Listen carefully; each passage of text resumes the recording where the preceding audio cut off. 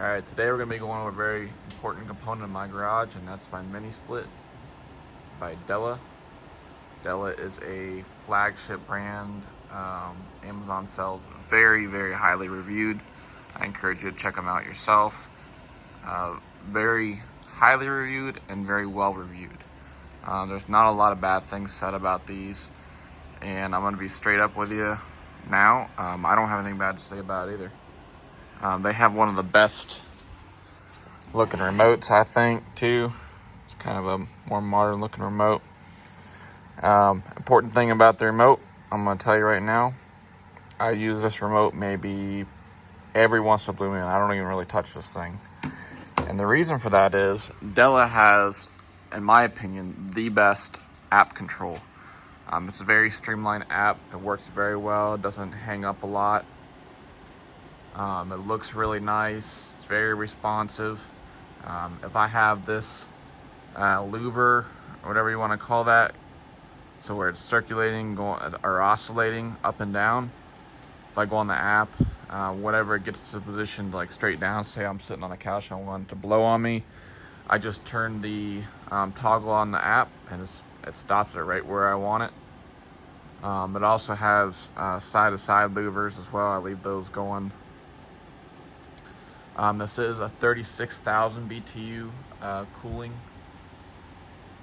I don't know what the heat, I don't think the heating is the same. I think it's like maybe 20-something thousand BTU for heating. It definitely cools better than it heats, but the heating's still pretty good too. When it was getting down to say like 15, 18 degrees, down below 25 degrees, it starts to struggle some. It can't quite keep up, but it still keeps it a really nice temperature in here. I think the coldest it got outside was somewhere around like 8 or 9 degrees, and even on the very coldest night it was still like 58 in here, which is still quite comfortable compared to outside. If it's 30 degrees or above, it maintains just about what you set it to. I mean, you can get it up to about 65 to 68 degrees in here if it's like 35 or something outside. So very good unit with cooling and heating. Cooling, so I have it set to 64, so it shows you the set temperature up there. Very nice looking unit, by the way, on the outside here. Cooling, it's 91, 92 degrees out, and the current temp inside of here is about 72. Generally in the industry of HVAC, they're saying that you're doing pretty good if you can keep about 20 degrees cooler than outside, and I can tell you it's very comfortable in here.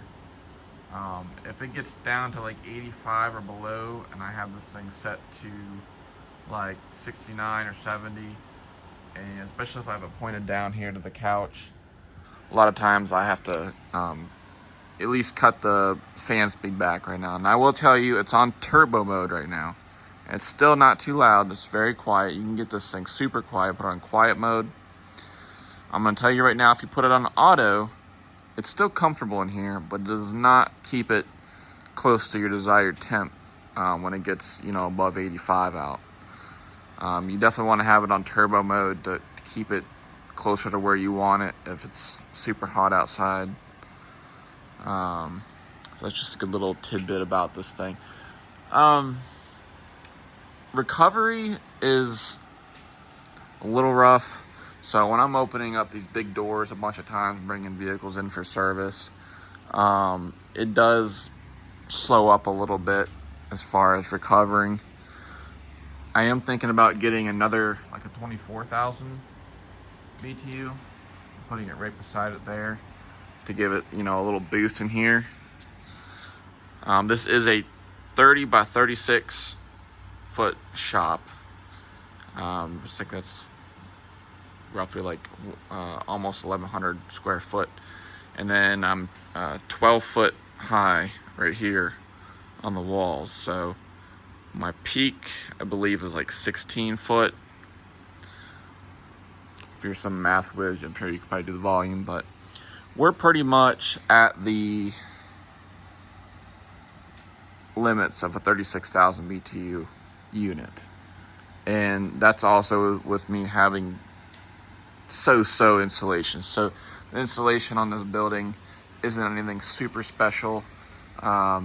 It's not super thick. This is R17 woven fiberglass insulation, and I have some more. I have like some R33 or something stuffed up here in the eaves where there was gaps. So it's not the best insulation in the world. So with that said, I'm pretty happy with this unit. This is the only heating and cooling I have in this place, and it keeps it pretty nice in here. Haven't had any issues with it. There's a little tab right there. You just flip open the front there. It's got really easy. It's got two. I can't remember if it's two or one, but I think it's got a couple filters. I get them down every couple months now and clean them out. This unit does have a kind of like a self-clean function that you can use as well. You can activate that through the app. I think you can also do it through this remote. Again, really nice looking remote. I do not use it. Fan speed here. If you click this, that'll put it in turbo mode. This is eco mode. This is a timer. This is the backlighting for the remote. This is the self-clean function. If you click this, this is going to set what the temperature is reading in the room off of wherever the remote is. If you click this thing, otherwise it goes off temperature reading at the head unit. This is your up and down oscillation. This is your side to side. This is your temp up and down, and then this is your mode. So it's pretty straightforward, the remote. I really don't have anything else to say about the experience and unit other than it's been amazing. Very impressed with it. Haven't had any errors, nothing. The thing just works. The only issue I've had, I mean, it's very, very seldom, is sometimes I'll lose communication with the app. It's happened maybe 3 times since I've had this thing since January. It's now July. Super easy fix. I just go over here. I'm going to show you the hardware too while we're over here. All I do, if it loses communication, just bump the breaker off and reboot it, and the app comes back on. So I've got, this is what they call for in schematics. It's a 35 amp double pole breaker. It is coming out of here. The MC cable goes all up the ceiling. That's Ranger. Comes up the ceiling, across here, goes down, and then outside right there behind the shelf. The head unit I did all myself, and the wiring inside to the breaker box. The outside portion I had an HVAC guy do, and we'll get to that in a second. I put some nice 2x8s up there, mounted really well up there. The installation is pretty easy. I had to drill a hole in the back, you know, for the line set, and you want to make sure you have it at an angle down so that any of the condensation, you know, gravity feeds out and drains. So installation inside is pretty straightforward. Back up. It's a pretty large unit, being a 36,000 BTU unit. Looks about like any of the other ones. When I drilled the hole, I got carried away inside and didn't realize I was like right over the windowsill, so I had to kind of come out and over. Otherwise, I would have been a little bit cleaner install, come out here, and I wouldn't have this line set exposed. But it is what it is. It's on the back side of the shop, and don't really care. I covered up the rest of it coming down though. So where it's coming from the inside to the outside, It comes in this disconnect box.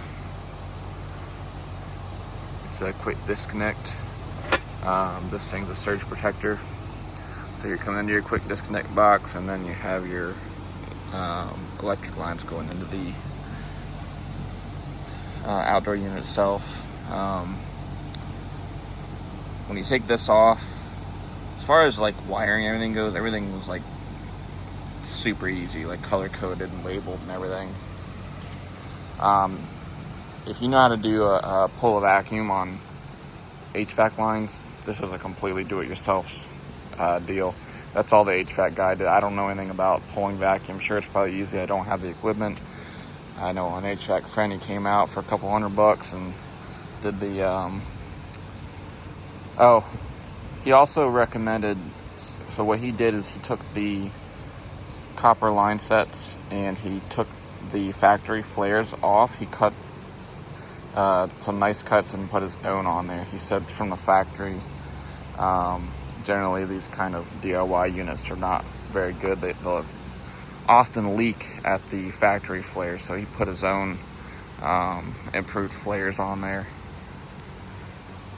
So that's really about it. Like I said, it's a DIY unit. If you have access to a vacuum tool and know how to do that. But as far as the line set and the wiring, it's all pretty simple. I'm quite an amateur myself, but I would 10 out of 10 recommend this unit. I plan to probably get another one, like I said, for here, and it will be another Della unit.